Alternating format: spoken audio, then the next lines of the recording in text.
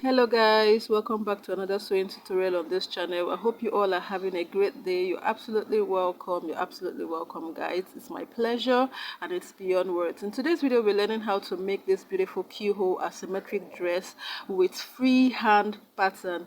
If this is what you're interested in watching, please kindly watch the video to the end and don't forget to subscribe and hit on the notification bell. So guys, without wasting much of your time, let's get right into the video.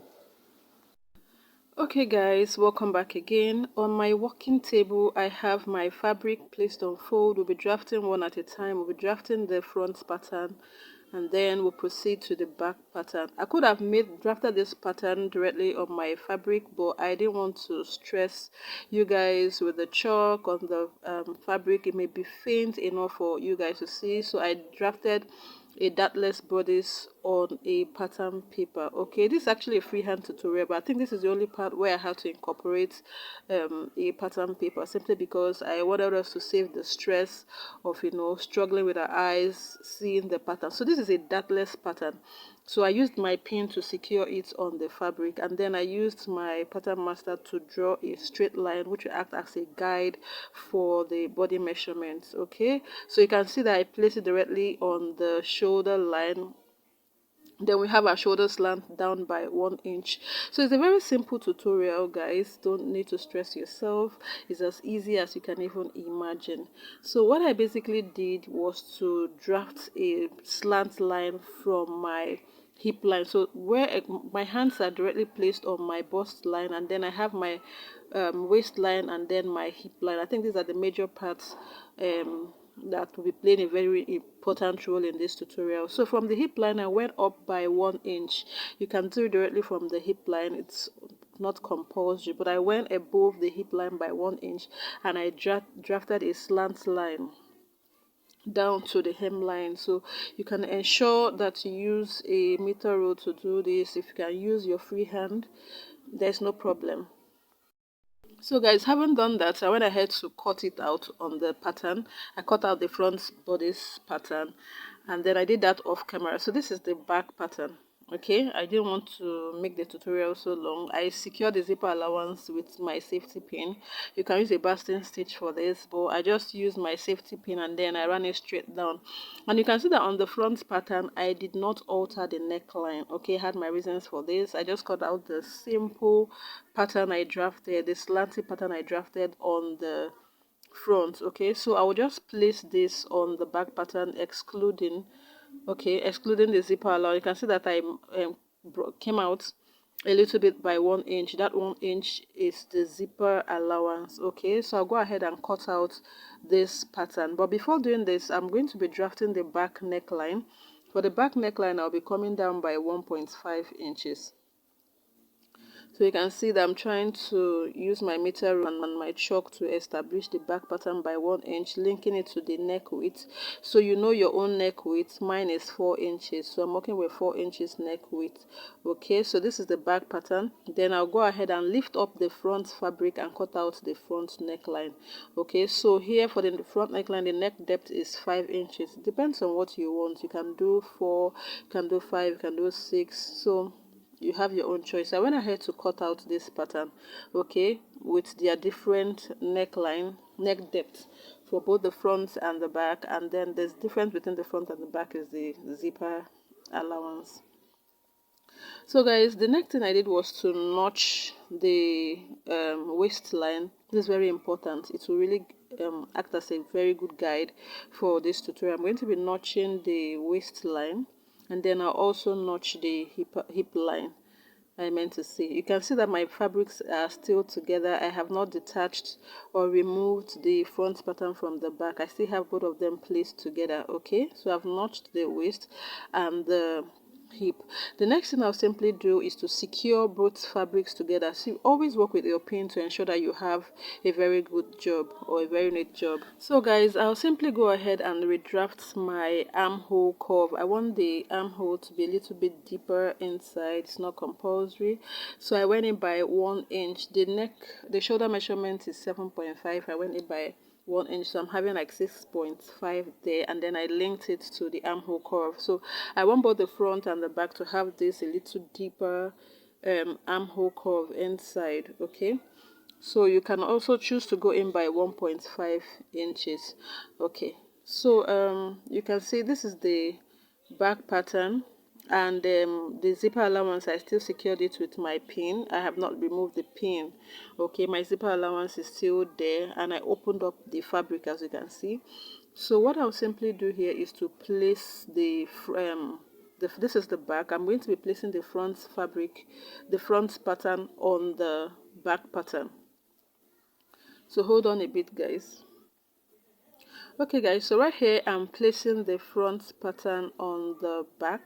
Okay, ensure that you place them very well. This is very important. This is the most sensitive part, where you need to apply all the safety precautions as possible. Okay, so you can see I'm working with my pins. At every point I'm working my pin, because this is a slippery fabric that can test your patience. So any mistake might just ruin the whole thing. So I just kept my safety pin as close as possible, and then I secured both the front and the back together, ensuring that both parts are well aligned. The shoulder of the front is matching the shoulder of the back, the armhole is matching the armhole, the waist is matching the waist, the hip is matching the hip. So as you can see that I'm trying to use as many pins as possible to secure the side pattern, secure the shoulder line. So whatever thing I'm doing, I'll be sure that it's very precise. Okay, so this is the part where I want the asymmetric feature to be on, and this is the part that I want to be very straight. So from the hip line, remember that I notched to this point, so I went ahead and draw a straight line. Okay, so I'm going to be explaining the difference between the using a pattern and a free hand. One thing about a pattern is to help you minimize waste of fabric. So this is just the disadvantage of the free hand. You might just have to be losing more fabric than you expected. So I used my meter rule to draft a straight line, since my free hand was kind of making it slanty. So I just cut out the A-line feature on one side and just straightened it up, and then I left with A-line on the other side. Okay, so I'll go ahead and secure it with a pin properly, the part that I straightened up. Okay, so I just straightened one part and left the other part, slanty. Okay, so what I'll simply do next, on this part that I straightened up, I'm going to be going up by 6 inches. So at this point, you're going to be very creative. So guys, I went up by 6 inches. This is not a standard. Okay guys, so it depends on how much height effect you want to create on that part. So I went up by 6. You can do 8, you can do 10, depending on how much you want, how much of the amount of asymmetric feature you want to create on your hemline. So I felt that the center front was not it's not the way I wanted it, so I opened up my seam allowance. When you're cutting the hemline, ensure that your zipper allowance is open, or you can iron it, and then I gave it the curve of my choice. That's why I said that this is 6 inches for me. You could do 8, you could do 9, you could do 10. You get to make it more asymmetrical, but this is fine for me. This is very fine for me. So I went ahead to join the front and the back together, and I used a bias tape to conceal the neckline and the armhole, joined the sides, opened up my zipper for the back, gave it a good press, used a basting stitch for the zipper side and a permanent stitch for the lower part. It's very easy, very easy. So I'm going to be placing my zip here. On the back pattern, I'm going to place in my zip, and then you can see what we have. So the next thing we'll simply do is to create a keyhole. This is the most important part of this tutorial. I remember I notched my waistline. From my waistline, I'll go up by 2 inches, which is close to my underbust, or about my underbust. So from that underbust, I'll be marking 6 inches from that point, where from the underbust I'll be marking 6 inches. You could do 8, you can do 9, you could do 10, but I assure you guys 6 is perfect. 6 is just perfect. And the midpoint of 6 is 3 inches. From that point, I went in by 1.5 inches to establish the curve. Remember that your 1.5 inch is from the thread, the same line, not from the major edge. Okay, 1.5 inches you go in by, from the midpoint of your 6 inches, you go in by 1.5 to create your C curve. I bet you guys this is very revealing without your without the ruffle. The way it is very revealing. So open up your seam, tighten your loose thread, and relax your seams. Ensure that at every point you relax your seam. So I used a double fold, using a bias stitch to create a double fold. To create a fold, this fold, make sure you create a fold that can accommodate your strip. Okay, so make a reasonable fold. And I want to tell you that when you're creating your fold, make sure you use your iron to make it easy for you. Excuse me, guys. So as you can see, I've placed my zipper, I've attached my zip where required, and you can see what the dress is looking like. The seam is relaxed. I'm yet to turn up the hemline. You can use a bias there, or you can use a double fold depending on your choice. Okay, but ensure that you relax your seam. I bet you guys, this fabric is very slippery, and to test your patience, so at every point you have to be very careful. You really need to be very careful, especially with your pressing iron. Make sure you work with steam iron, or use a low heat if it's not a steam iron, you get. So but make sure that your seam is very relaxed to make your job look very neat. So I went ahead to make my strip. This is about 1.5 inches, so I'll just turn this up. I'll turn up the strip, place it right sides facing each other, stitch both ends, and then use your safety pin to turn it inside out to give it a very good press. You can lock up the edge, turn it inside out, and do a top stitch at the opening. Okay, to sorry guys, to get a very good and neat strip. After doing that, give it a very good press.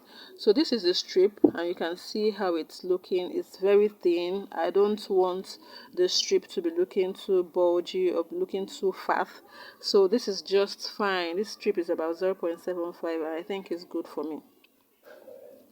So I'll go ahead and use my safety pin. I think I left a space, an opening there. I didn't really conceal every part, and if you actually concealed every part, you can use your scissors to open up. So you can either do your opening at the top above, or you do your opening below. So you can see I'm using my pin to pass the strip into the hole that I created while I was doing the double fold. So I'm trying to locate where I left the opening, and this is, you can see the opening here. So I'll pass my strip into this opening. Like I said, if you concealed everywhere, it's not a problem.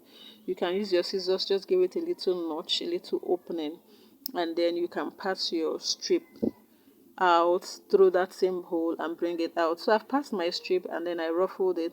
So this opening is because I just ruffled it. You can make it as loose as, you can make it wider than this. You can, the strip rather is more like a control to ascertain how much opening you want. You can make it small, you can make it big. So I actually wanted a very modest dress, so I made my opening very small. I just pulled the strip in such a way that the opening will be as small as possible. So like I mentioned earlier, you can make the opening, pull the strip in such a way that the opening will be revealing depending on how much you want it. So I'm going to be rocking my dress for us to see, and you can see that it's really giving. It's so beautiful. I'm so in love with this dress. I love the effect of the fabric. In most cases, people use stretchy fabric, but I am just so comfortable with this. I had this in my shelf, and I felt to do this tutorial for us to see, and this is the outcome. Thank you so much, guys. Don't forget to like, share, subscribe. I'll see you guys in my next video. Thank you so much for watching. Have a great day. God bless you.